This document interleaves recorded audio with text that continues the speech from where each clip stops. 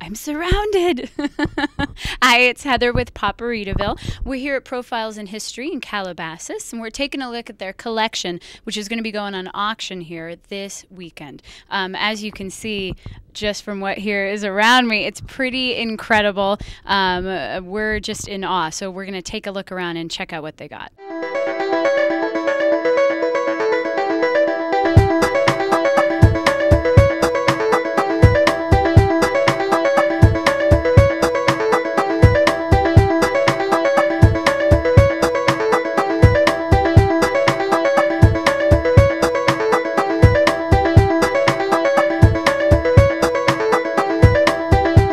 I'm here with Brian with Profiles in History. Brian, what do you do here?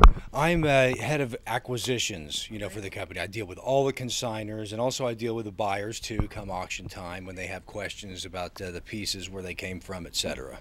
Do you get most of this stuff from personal collections? Does it come from prop warehouses, people? Mainly private individuals and collectors, yeah. That makes it a little more exciting, but every once in a while it's great to have a mother lode that you may find in some warehouse in an institution. I mean, we do deal with other studios and so forth, but that's usually the new stuff. Now, the older stuff has been material that's been out in collections and traded and bought and sold through, between, collector to collector. And so those are the ones that are the more exciting things, I think. Yeah. Yeah. So do you guys ever get the urge to just play with all the stuff? Well, we do our playing. No, during the time of the cataloging, that's when we really have our hands on. I mean, for instance, when we're describing this material, we say, okay, that's when we really do our hands-on stuff. But it's not that much fun because it's under the gun because you have catalog deadlines. But what is fun, though, is the fun part, actually talking to clients and explaining and promoting the material that's in the sales. That's what's the fun part for me. And in this collection, what for you is the most exciting the most exciting thing that you guys have right now that's going to go on auction this weekend? The most exciting thing, I would have to say, for me personally, would happen to be the Harrison Ford script from Raiders of the Lost Ark. Yeah, that's my favorite because it's a little more cerebral, but that's my favorite character of all time, and having 1,600 words penned by him, just forming and forging the classic character of Indiana Jones doesn't get much better than that. Now, have you guys ever gotten like the hat or the whip from Indiana Jones? Yeah, we have. We sold. This is our 43rd sale, so we've sold thousands and thousands of items before. But we sold a jacket of his for over $80,000 hammer price. So it was including the buyer's premium, over $90,000. Let's say you own something, you say, Brian, I want to sell something. What we do for a fee, we end up selling, 15%, we sell it, and if it sells for $100,000, you get a check for $85,000. What's the highest selling thing you guys have ever done? Ever sold at auction was the Cowardly Lion costume, worn by Burt Lahr in The Wizard of Oz, and that piece sold for over $800,000. Oh, yeah. Actually made out of real lion pelts. Believe it or not. Jabba the Hutt, first he was going to be a slug-like creature. Then he was going to be a furry creature like a Wookiee. Then Phil Tippett decided, you know what, we really ought to go with the worm-like creature. And so he sculpted this and painted it, and he presented this very maquette to George Lucas to get him to approve it. And basically that's what you see on screen. And so this is a one-of-a-kind item. It's been published in different in books. And this, from a Star Wars perspective, from what we see in this sale, is the most important piece in my opinion. It may not be the most expensive in the estimate wise, but I think it's the most important one. Now this is a background AT-AT walker from Empire Strikes Back. Actually it's hand painted, but if you look, it's actually made out of cardboard.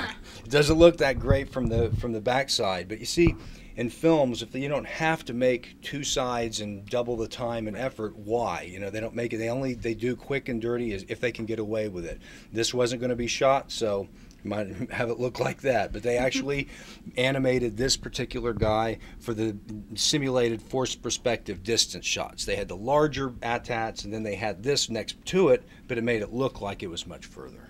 Oh, very cool. Yeah, it gives that illusion. So that's a very nice piece as well. This is one, and you saw him like this in the Star Wars Cantina. He was looking at kind of a Wolfman guy they were looking at each other across the table at the bar. But anyway, I don't know why the tubes were there. Maybe he had some goo or something coming out of his mouth and nose. I'm not sure what, but he still has his little hair on top. But he is one of those, you know, memorable characters in the Star Wars Cantina sequence. Terry Garr, Mrs. Lincoln from Assignment Earth. It's one of the, you know, original Star Trek series, and which actually was a pilot, and it got woven into a Star Trek series. You know, when people, Terry Garr's approached, hey, when you were on the Star Trek, she's glad to say, oh, I've never was in a Star Trek. It was a pilot that they used, you know. All right, tell us a little bit about the Invisible Man here. The Invisible Man, this is a great piece because it really gives you a glimpse of early visual effects. Because they, you know, this is another Universal horror. They wanted to, you know, they had Frankenstein, they had, you know, the Mummy, they had Dracula. They wanted to create the H.G. Wells, you know, film or book into a new monster film.